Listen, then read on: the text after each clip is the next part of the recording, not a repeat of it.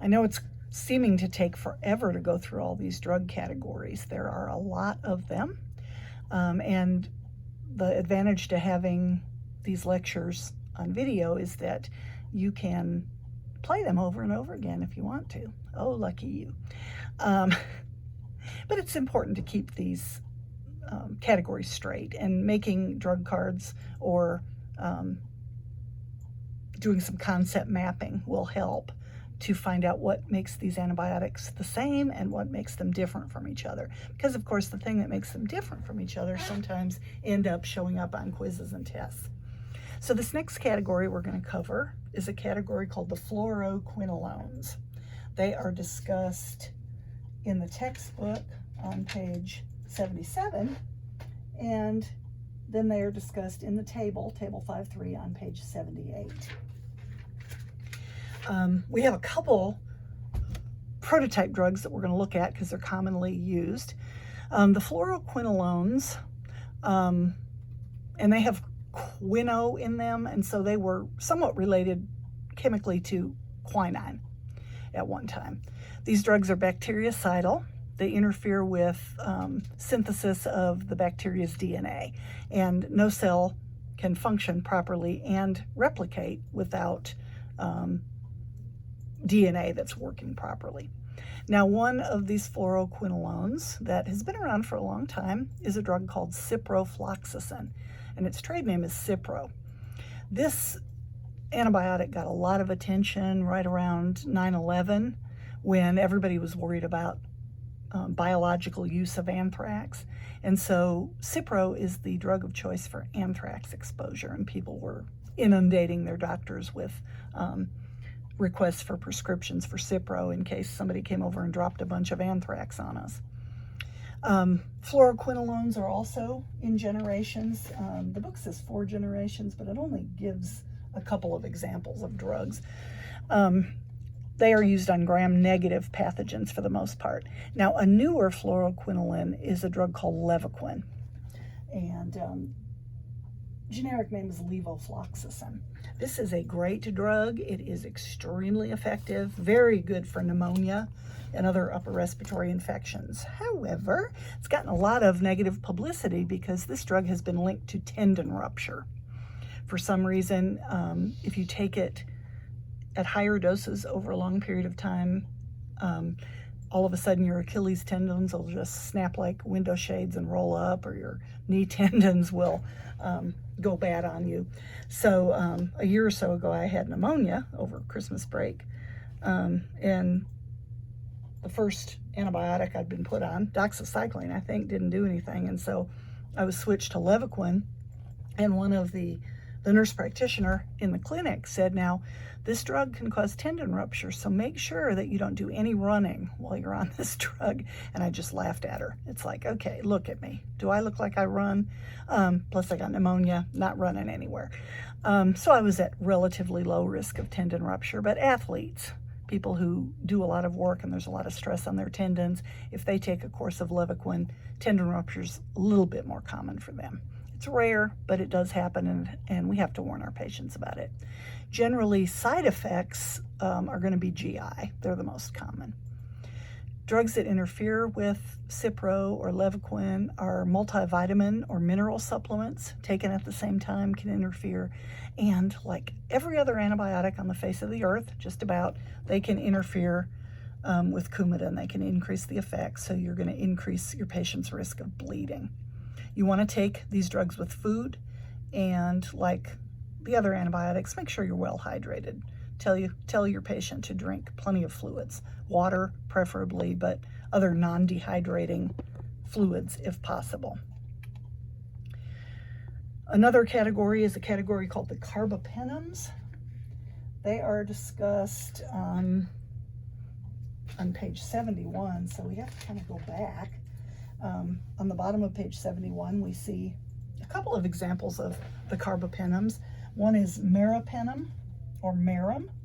Another one is ertapenem, or Invans. These are some pricey drugs, very heavy duty, and they're not going to really give them unless they absolutely have to. These are very effective against skin infections, the kind that have to you have to go in and debride, and can even be effective in some cases against MRSA. They're broad spectrum. They work for both gram-negative and gram-positive. They also interfere with the making of the cell wall. The adverse reactions can be all of the big three that I talked about: superinfection, allergy, and nephrotoxicity. So these are not drugs that healthcare providers give lightly. They're going to be used for more serious infections. And you've got the nursing implications and teaching on page 71 when it comes to the carbapenems. If a person is taking valproic acid, and does anybody remember the trade name for valproic acid? Remember? Yes, you're right, Depakote. This is a drug given for seizures, and it's proved effective for bipolar disorder. But if you are taking one of the carbapenems while you are on Depakote, it can reduce the activity, and then you can end up having seizures or aggravated bipolar problems. So once again, drugs aren't taken lightly. Vancomycin, this is probably one you're familiar with. This is a very commonly used antibiotic because it can be effective against MRSA in some cases. This drug is also discussed at the top of page 71. Vancomycin is the generic name. Vancomycin is one of the trade names.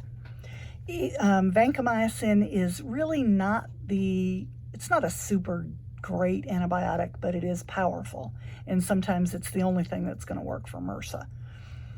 It is bactericidal. It inhibits the bacteria from being able to build a strong cell wall, so it attacks its defenses.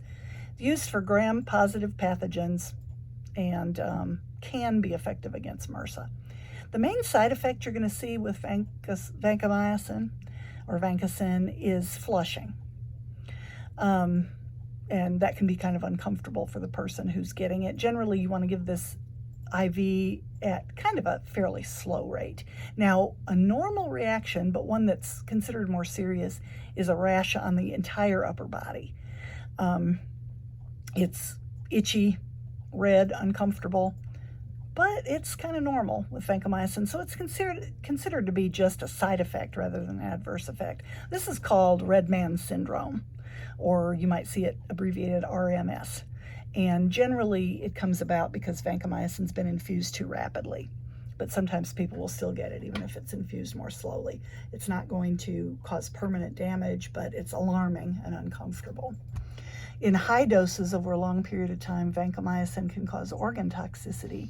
And so this is a drug where they're going to usually check troughs and then adjust the dosage accordingly.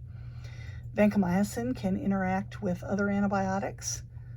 It can interact with cholesterol drugs like cholestyramine and cholestyramine, which makes sense because they can kind of inhibit fat absorption, so they can keep vancomycin from absorbing, especially PO vancomycin. To avoid red man syndrome, you want to give it IV very slowly. They do have PO vancomycin available, but it is not absorbed from the GI tract. So you can't give PO vancomycin for a MRSA infection or some other type of pneumonia. What PO vancomycin is most effective for is for C. diff because it just works in the GI tract. But of course, that's where your cholestyramine and cholestyramine can cause problems because they're made to inhibit fat reabsorption, so the PO vanc can get caught in there and prevent absorption. You want to monitor your patient's urine output and their hearing.